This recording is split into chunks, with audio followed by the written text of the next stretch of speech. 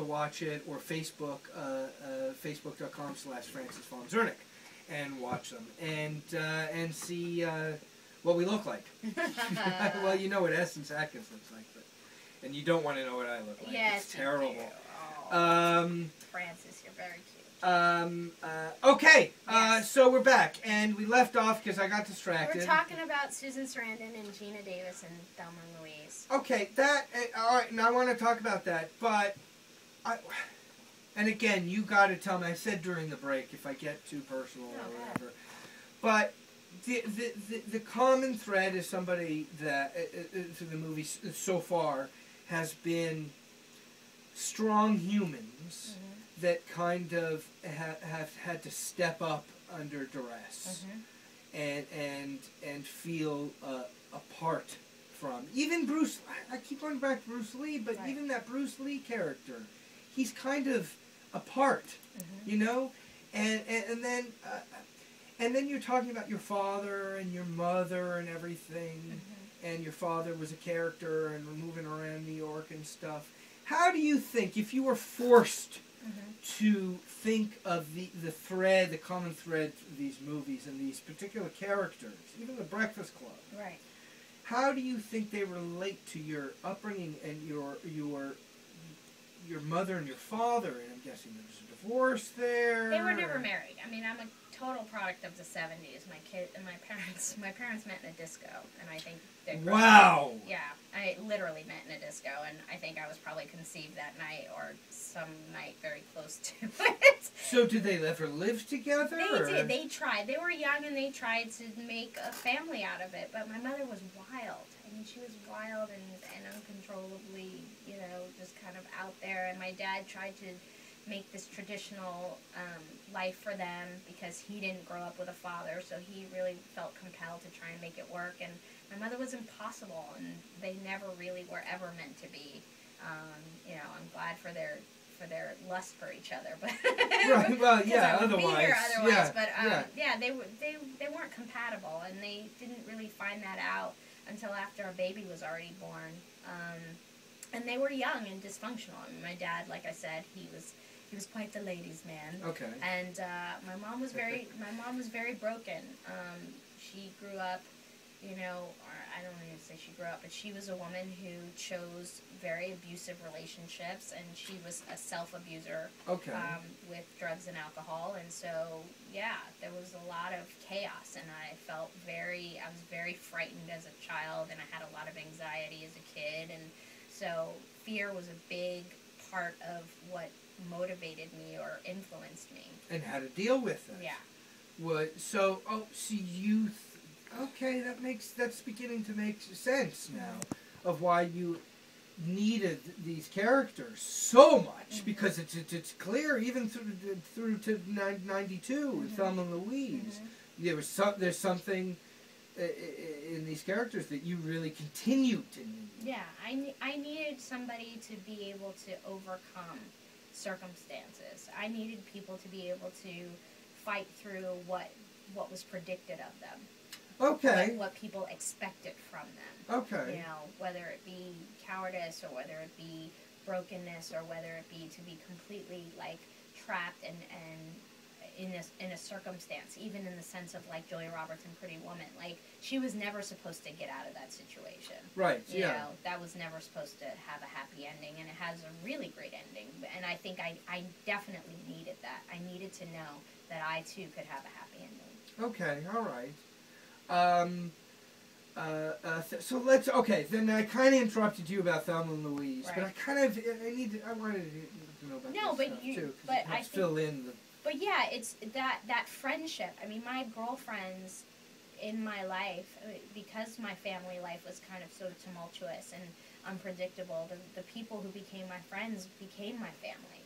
And so that relationship of those two women and how strong their bond was and how they saw each other through everything. I've had girlfriends who've done me just that, who've literally saved my life and rescued me from dark depressions, from broken hearts, from just pessimism, from my own choices, you know, bad decisions.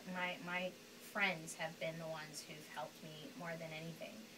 So I get that, and that movie spoke to me volumes because that's who those two women were for each other. And it went from solitary characters, right. like I call them men alone, right. like the Lonesome Cowboy, right. to now this is like a duo. Which is funny because the next movie is absolutely indicative of that. Oh, okay. What is it? The next movie is Shawshank Redemption. How is that indicative of that? Because of the friendship, again. Oh, the Morgan Freeman, Tim Robbins friendship. Oh, what a friendship. What am I thinking? Of course. What a stupid thing. Yeah. Oh, the ending of that. The ending of that movie. You know, one guilty, one innocent, and yet at the same time they save each other, and it's the polar oppositeness of them that kind of helps the other one survive, you know, and that bond continues, and they risk everything for each other. Where are you at your career in this? In 1994, I am... You're getting a good start now. Yeah, now I'm on a show called Under One Roof, which is shooting in Seattle on location. It's a 1-hour drama with myself and Joe Morton. I remember when you got that. Yeah, Vanessa Bell Calloway and James Earl Jones and the late Merlin Santana. Yeah, so I was up in Seattle working. I remember you said that you got something with Joe Morton, who was just in Terminator 2 at the time. And I think he's a remarkable actor. He's a remarkable actor. And James Earl Jones is a genius. I saw him in Fences. He's an incredible actor. And him and Cicely Tyson did this wonderful movie together. A couple, I think.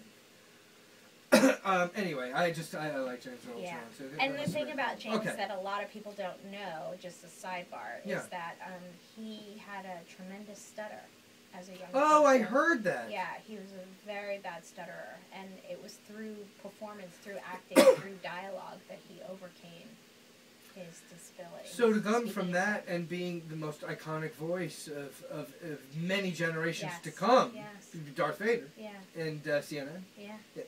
No, but I mean, it's an amazing. But this is not the James Earl Jones show. No, it's not. No. You know, I've taken a sidetrack, and I want to get back to it. But I also want to talk about A Haunted House. That's still in theaters. Yeah, I know it seems so random. No.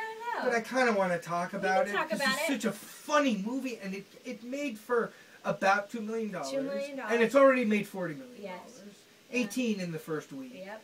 And Marlon Wayans is his force to be reckoned with. Yes, I saw him in at the Laugh Factory.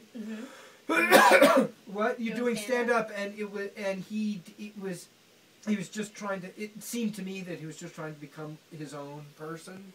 And he bombed terribly, but you could see him struggling and working things out. And I remember seeing him going, oh, he's one of the Wayans guys. Well, let me tell you exactly why he started doing stand-up. He was supposed to do, I don't know where they are in the process. There's something going on. Well, it was in Living Color days, I remember. He was supposed to do Richard Pryor. And so he started doing stand-up to understand what it was to do stand-up, to actually have the experience of writing your own jokes, bombing, and all of that. Oh, he would have been a great Richard Pryor. Yeah, so hopefully that'll still happen. I'm not sure exactly what the process is in terms of where they are, but I know that was the buzz a few years ago that he was going to portray Richard. He has that same quality, that sympathetic, as I was saying earlier, quality that you love him. He's such a thoughtful person. Yeah. I mean, as much as you think that his comedy is random, or that comedy itself is random, there's such an intelligence and such an orchestration behind it, and it really is a science. And he is such a thoughtful person.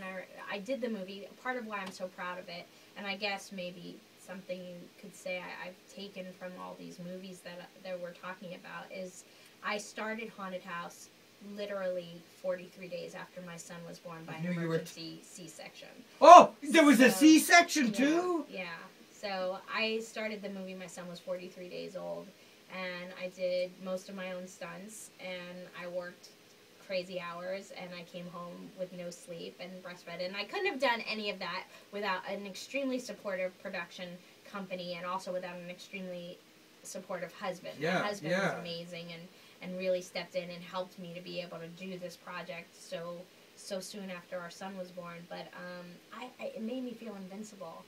And I will always be proud of the fact that I was able to push through being exhausted, push through everything that was happening in terms of the adjustment in my life, this major, incredible adjustment, and still do this really funny movie. What are their sets like? I mean, you know, this was Marlon's first time working away from his brothers.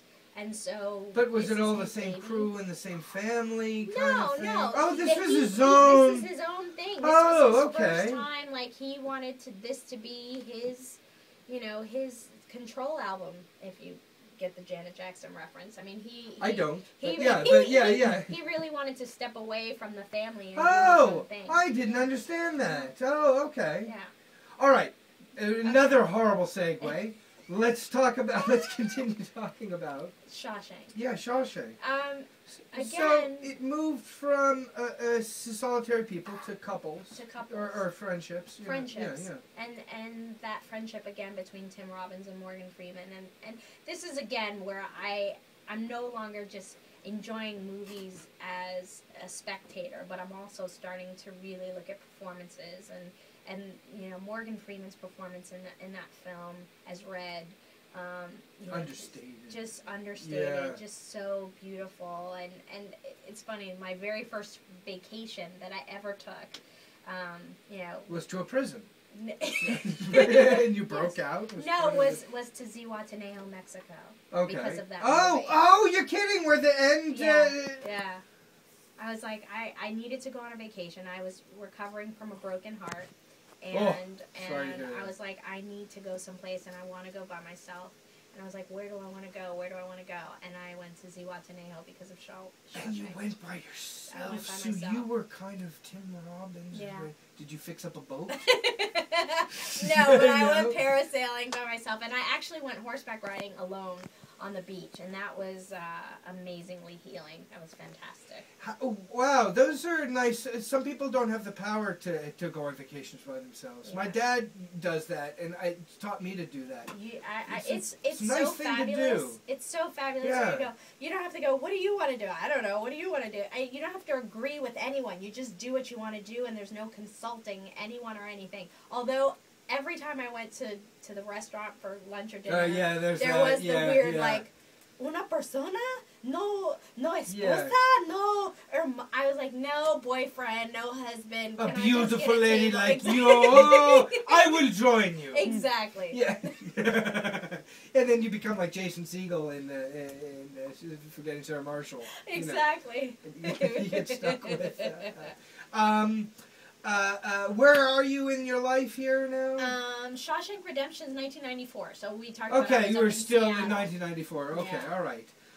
What's next? Waiting to Exhale. Oh, God, we're running out of time. We are. Waiting to Exhale. Waiting to Exhale. We're going to go to a commercial. Okay. Thank you for listening, for watching the video. You know what? I'm getting very confused the first time we're doing this. We're recording a video at the same time. If you want to watch the video, go to tweet at FEZ HEADFUL or Facebook or YouTube. All right, Pam, let's go to a commercial.